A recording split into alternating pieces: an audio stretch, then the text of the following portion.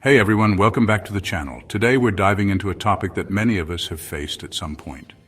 Breaking the no contact rule. You know, that beautiful, shining rule designed to help you move on, find inner peace, maybe even develop a sudden and inexplicable passion for pottery. Yeah, that one. Whether it was a moment of weakness, a slip-up after one too many tequila-infused existential crises, we've all been there, or your cat accidentally live-streamed a tearful serenade of my heart will go onto your ex's voicemail, we've all been there.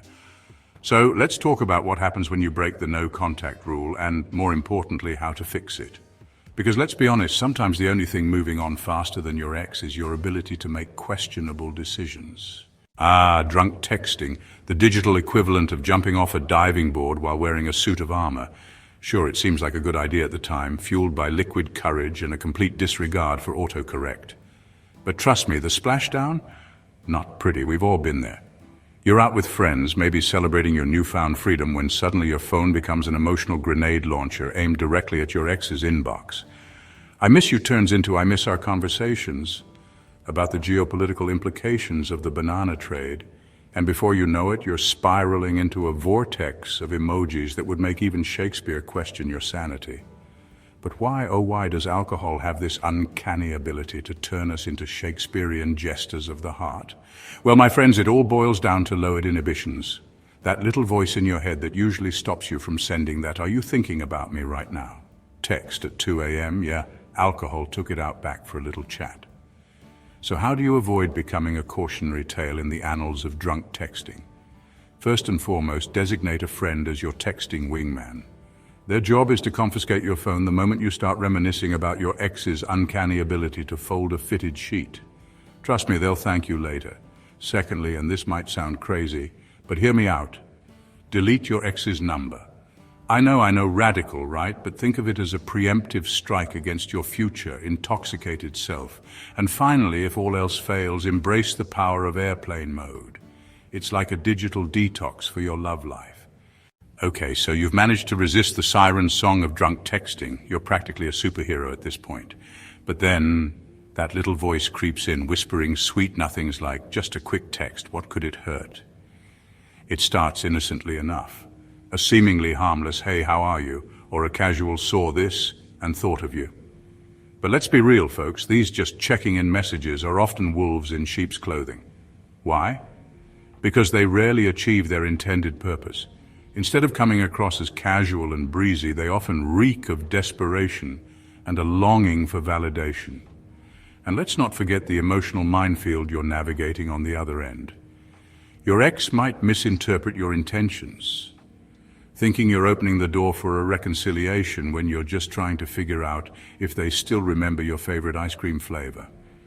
So, what's the alternative? How do you scratch that itch without sending your progress spiraling faster than a hamster on a wheel? Well, my friends, it's time to channel your inner Hemingway and find a healthier outlet for your emotions.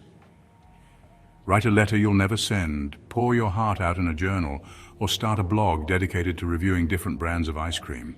Bonus points if you can work in subtle digs at your ex's taste buds. Remember, breaking the no contact rule with a just checking in text is like trying to put out a fire with gasoline. It might seem like a good idea at the time, but it's only going to make things worse in the long run. Chapter 3. Top 3 cringiest texts you should never, ever send your ex. Seriously, don't even think about it. All right, folks, buckle up because it's time for the main event. The top 3 cringiest texts you should never, and I mean never, send your ex.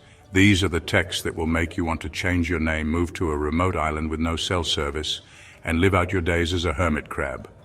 Text number 1, the "I'm doing so much better without you" brag fest. Look, I get it. You're trying to convince yourself and your ex that you're thriving. You're rocking that new haircut, your sourdough starter has reached enlightenment, and you're pretty sure you saw your ex's mum liking your Instagram posts. But resist the urge to rub it in their face. As Epictetus once said, it's impossible for a man to learn what he thinks he already knows. Text number 2, the "Can we still be friends?" Oh, the age-old question that has launched 1,000 awkward encounters. Here's the thing, real friendships take time, space, and a whole lot of emotional healing.